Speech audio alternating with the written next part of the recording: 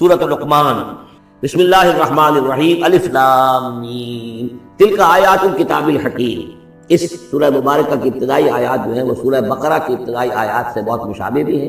اور دوسرے اس میں ایک لطیف فرق ہے، وہ بھی آپ کے سامنے آ جائے گا۔ تلک آیات الکتاب الحکیم ھدی ورحمۃ للمحسنین الذین یقیمون الصلاۃ ویؤتون الزکاۃ وهم بالآخرۃ هم یوقنون اولئک علی ھدی من ربہم واولئک هم المفلحون۔ پانچویں آیت تو جو یہاں ہے وہی پانچویں آیت ٹھیک سورہ بقرہ کی ہے، اولئک علی ھدی من ربہم واولئک هم المفلحون۔ پہلی آیت الف لام میم یہاں ہے، پہلی آیت الف لام میم سورہ بقرہ کی بھی ہے۔ نوٹ کیجئے کہ وہاں آیا تھا ھدی للمتقین، یہ تقوی والوں کے لیے جن میں کوئی حق کی طلب ہے، جو چاہتے ہیں نیک راستے پر چلنا، جن میں طلب ہدایت ہے، ان کے لیے ہدایت ہے۔ یہاں ایک لفظ کا اضافہ کیا، اگلی منزل چونکہ بیان ہو رہی ہے، ھدی ورحمۃ للمحسنین، یہ جو بلند ترین منزل ہے، جو احسان کے مقام تک پہنچ جائے، ان کے حق میں یہ صرف ہدایت نہیں رحمت بھی۔ تو یہاں تقابل اگر کریں گے،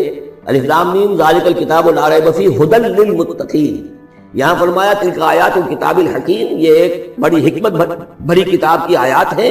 اور یہ ہدایت ہے اور رحمت ہے محسنین کے حق میں۔ اور یہ محسنین جو ہے قرآن کی اصطلاح کے طور پر، جیسا کہ میں بیان کر چکا ہوں سورہ مائدہ میں، کہ یہ پہلا درجہ ہے اسلام، اس سے اوپر ایمان، اس سے اوپر احسان۔ اذا اتقوا وآمنوا وعملوا الصالحات ثم اتقوا وآمنوا ثم اتقوا واحسنوا واللہ یحب المحسنین، ان کے حق میں یہ قرآن رحمت ہے۔ الذین، اب ان کے یہ اوصاف ہیں، جو نماز قائم رکھتے ہیں، ویؤتون الزکاۃ، وہاں ہے ومما رزقناہم ینفقون، یہاں باقاعدہ لفظ زکوٰۃ آ گیا، وہ زکوٰۃ دیتے رہتے ہیں، یا یہ کہ اپنے تزکیے کے لیے مسلسل کوشاں رہتے ہیں۔ وہم بالآخرۃ ہم یوقنون، اور آخرت پر ان کا پورا یقین ہے۔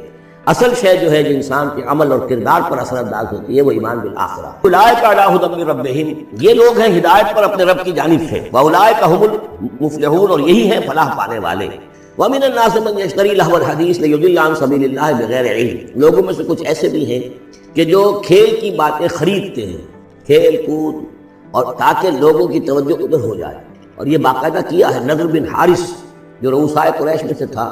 اور اس شخص کا معاملہ یہ تھا کہ یہ حضور کے شدید ترین مخالفین میں سے تھا۔ اس نے یہ کیا کہ یہ لوگ جو ہیں، چونکہ عربوں کے اندر ذوق تو تھا، ان کے ہاں اچھے شاعروں کی بڑی قدر تھی، خطبہ ادب جو ہے، فصاحت و بلاغت جو ہے، اس سے ان کی دلچسپی تھی، قرآن مجید کی فصاحت اور بلاغت انہیں اپنی طرف کھینچتی تھی۔ وہ چاہتے تھے کہ یہ لوگ سنیں ہی نہ، تو وہ کہیں سے شام گیا اور وہاں سے کوئی گانا گانے والی ایک لونڈی لے آیا جو بہت اچھا گانا گاتی تھی، اور اس کی محفلیں اس نے منعقد کرانی شروع کر دی، تاکہ لوگ آئیں یہاں پر اور یہ اس میں مگن رہیں، اور رات کا وقت وہاں لگائیں تو دن میں سوئیں۔ بہرحال کسی طریقے سے ان کی توجہات جو ہے اس کو محمد کی طرف سے ہٹا کر صلی اللہ، تو ان چیزوں میں لگا دیا جائے۔ اور یہ اچھی طرح سمجھ لیجئے کہ اس وقت دنیا میں یہ کھیلوں کا معاملہ، سپورٹس کا، گیمز کا معاملہ، اور پورے ذرائع ابلاغ کے اوپر معلوم ہوتا ہے چھائی ہوئی شے ہے۔ ٹی وی کے اوپر تو معلوم ہوتا ہے کہ دنیا کی اہم ترین شے جو ہے وہ یہ گیمز ہیں، ان کے ٹورنامنٹس ہیں، وہ وہاں ہو رہا ہے، یہاں ہو رہا ہے، وہاں ہو رہا ہے، یہاں ہو رہا ہے، یہ ٹینس کا ہے، یہ فلاں کا ہے، یہ تیراکی کا ہے، یہ گیم، اس لیے اسی کو دیکھتے رہو۔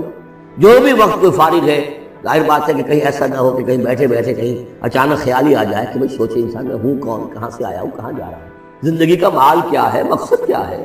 اپنے حالات کے بارے میں یہ سوچے، دنیا کدھر جا رہی ہے، قوم کدھر جا رہی ہے، ملک کدھر جا رہا ہے، نہیں، ان کو مست رکھو۔ وہ اقبال نے تو کہا تھا کہ ابلیس نے یہ کہا اپنے کارندوں سے کہ مست رکھو ذکر و فکر صبح گاہی میں اسے، اور پختہ تر کر دو مزاج خانقاہی میں اسے۔ اس سے اگلی بات ہے کہ جو آج دنیا کے ابلیسوں نے جو ایجاد کی ہے، یہ کھیل کود، اسی طریقے سے یہ ایکٹرز، یہ ڈرامے، اور پھر ان کے ایکٹرز اور ایکٹریسز کی زندگیاں، اور ان کے جو بھی سکینڈلز ہوں، جس طریقے سے کہ ان کو دنیا میں پھیلایا جا رہا ہے تاکہ وہ نوجوان نسل بھی بس ان دلچسپی میں پڑی رہے، یہ ہے اصل میں وہ فلسفہ۔ وَمِنَ النَّاسِ مَن يَشْتَرِي لَهْوَ الْحَدِيثِ،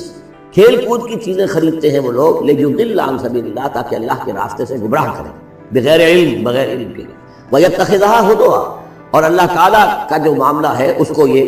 وہ ہنسی ٹھٹا بنا دیں۔ اولئک لہم عذاب مہین، یہ وہ لوگ ہیں کہ جن کے لیے اہانت آمیز عذاب ہے۔ وَإِذَا تُتْلَىٰ عَلَيْهِ آیاتُنَا وَلَّىٰ مُسْتَكْبِرًا، اور جب اسے سنائی جاتی ہیں ہماری آیات تو وہ ولّا، اپنی قبر اپنی موڑ کر چل دیتا ہے، مستکبر، استکبار کرتے ہوئے، کأن لم یسمعها، جیسے کہ اس نے سنی ہی نہیں،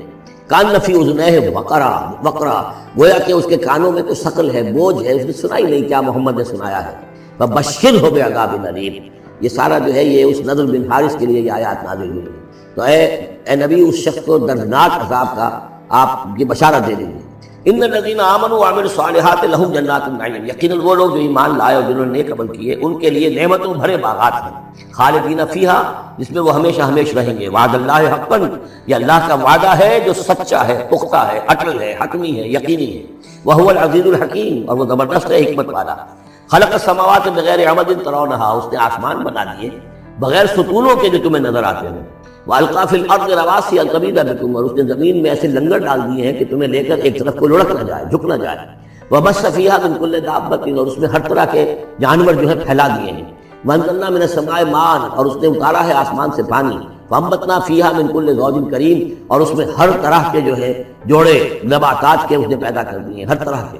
آپ کو معلوم ہے کہ ان کی بھی فیملیز ہوتی ہیں، یہ سکت فیملی ہے اور یہ فلاں فیملی ہے، اس طریقے سے اللہ تعالیٰ نے ان کے بھی خاندان بنائے ہوئے۔ ھذا خلق اللہ فارونی ماذا خلق الذین من دونہ، یہ تو ہے اللہ کی تخلیق،